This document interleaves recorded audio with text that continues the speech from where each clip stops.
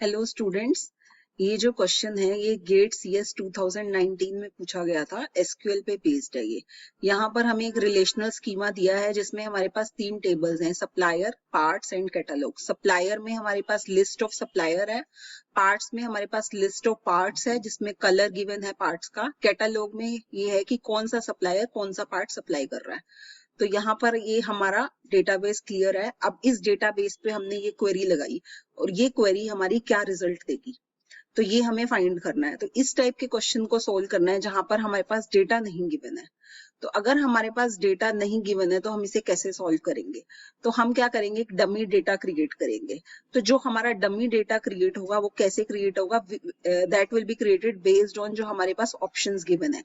तो हमें ऑप्शंस में गिवन है कि क्या ये सप्लायर देगा जिसने नॉन ब्लू पार्ट सप्लाई किए हैं, या ये सप्लायर देगा जिसने note supplied a non blue part, या फिर ये सप्लायर देगा जिसने ओनली ब्लू पार्ट सप्लाई किए हैं, या फिर ये सप्लायर देगा जिसने not supplied only blue part. तो इस बेसिस में हम क्या करेंगे, दैट मीन्स जो हमारा पार्ट है वो उसका कलर क्या होगा, एक ब्लू होगा और एक नॉन ब्लू होगा। नॉन ब्लू में हम कोई भी कलर ले सकते हैं, that can be red, green and so on. फिर हमें वो सप्लायर्स लेने हैं जो सिर्फ ब्लू पार्ट सप्लाई कर रहे हैं, या वो सप्लायर लेने हैं जो ब्लू पार्ट सप्लाई कर रहे हैं कोई और पार्ट भी सप्लाई कर रहे हैं, या फिर वो सप्लायर लेने हैं जो ब्लू पार्ट सप्लाई नहीं कर रहे हैं कोई और पार्ट सप्लाई कर रहे हैं, या फिर मिक्स्ड भी ले सकते हैं। तो इसके बेसिस पे हमने एक डेटा सैंपल जो है वो क्रिएट किया है। ये जो हमारा डमी डेटा है इस पे अब हम देखेंगे पार्ट्स जो है वो हमारी ब्लू भी हो सकते हैं और नॉन ब्लू भी हो सकते हैं। हमने रेड लिए हैं, 2 पार्ट्स ब्लू लिए हैं, 2 पार्ट्स रेड लिए हैं। अब हमने क्या लिया है, सप्लायर जो दोनों तरीके के पार्ट सप्लाई कर रहे हैं, ब्लू भी नॉन ब्लू भी। जैसे supplier 1 is supplying P1 which is blue, P3 which is non blue. जो हमारा S2 सप्लायर है वो P2 only blue part supply कर रहा है, और S3 जो सप्लायर है वो भी ब्लू पार्ट सप्लाई कर रहा है। S4 जो सप्लायर है वो हमारा क्या कर रहा है, रेड पार्ट सप्लाई कर रहा है, that means non blue part supply कर रहा है। तो हमारे पास 4 सप्लायर्स है, सप्लायर 1, 2, 3 एंड 4। तो ये हमारा एक डमी डेटा क्रिएट हो गया। अब हम क्या करेंगे, इस SQL क्वेरी को इस डमी डेटा पे हम रन करेंगे। तो ये जो है हमारी नेस्टेड क्वेरी है, इसमें हमारे पास नेस्टेड क्वेरी है और ये इंडिपेंडेंट नेस्टेड क्वेरी है, that means inner query can be solve without outer query.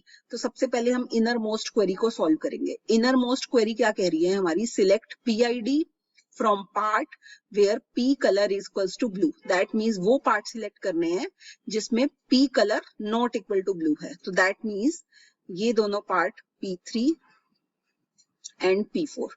तो ये inner query will return P3 and okay. तो अब क्या होगा हमारा, अब ये जो है हमारा ये क्वेरी है, सिलेक्ट C.SID फ्रॉम कैटलॉग। ये हमारा कैटलॉग टेबल है, इसमें से सप्लायर आईडी ये सिलेक्ट करेगा जहां पर हमारा PID नॉट इन दिस।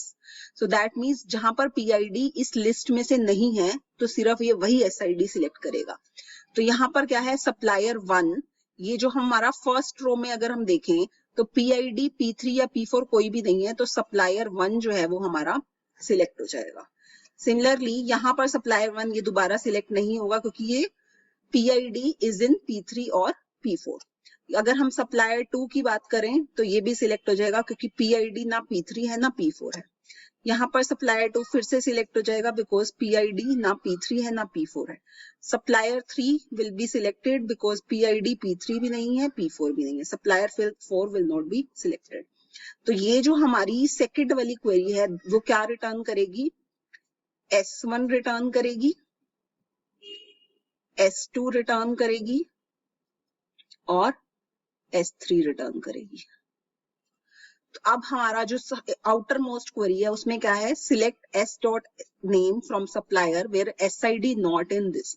तो वो सप्लायर जो ना S1 है ना S2 है ना S3 है, that means this will return S4।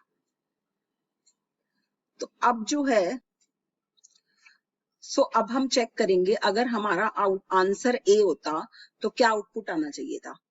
A के अकॉर्डिंग ये क्या कह रहा है, name of all supplier who have supplied a non blue part. वो सारे सप्लायर जिसने नॉन ब्लू पार्ट सप्लाई किए। तो नॉन ब्लू पार्ट कौन कौन से हैं हमारे, P3 एंड P4। तो वो सप्लायर आने चाहिए जिसने P3 एंड P4 सप्लाई किए हैं। तो वो सप्लायर कौन से हैं हमारे, S1 and S4.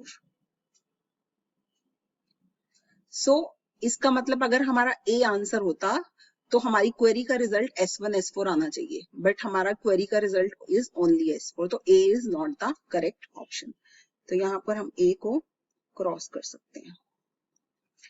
अगर हमारा B करेक्ट ऑप्शन होता तो हमारा आउटपुट में क्या आना चाहिए, who have not supplied a non blue part. तो यहाँ पर हमारा आउटपुट में आना चाहिए था S2 एंड S3। तो S2 एंड S3 जो है वो हमारा आंसर नहीं है, तो ये ऑप्शन भी हमारा क्या हो गया, क्रॉस हो गया। थर्ड ऑप्शन है name of all supplier who have supplied only blue part. तो ऐसे कौन से सप्लायर हैं जिन्होंने ओनली ब्लू पार्ट सप्लाई किए, दैट मींस जिन्होंने P1 and P2 he supply किया है, तो S2 एंड S3। तो अगर हमारा C ऑप्शन करेक्ट होता तो हमारा आंसर क्या होना चाहिए था, S2 एंड S3 होना चाहिए था।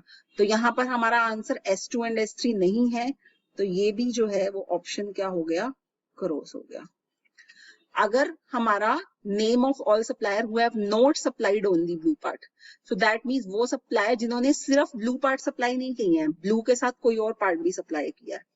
तो यहाँ पर अगर हम देखें S4 जो है उसने हमारे क्या किया है, ब्लू के अलावा P4 भी क्या है उसने सप्लाई किया है, तो इसके हिसाब से हमारा S4 क्या है, that can be the correct option. तो अगर हमारे पास एक से ज्यादा ऑप्शन आते हैं तो उस केस में हमें क्या करना पड़ेगा, हमें डेटा को चेंज करना पड़ेगा, so that we can cross the wrong result and we can find the correct result. तो इस टाइप के क्वेश्चंस को हम इस तरीके से सॉल्व कर सकते हैं।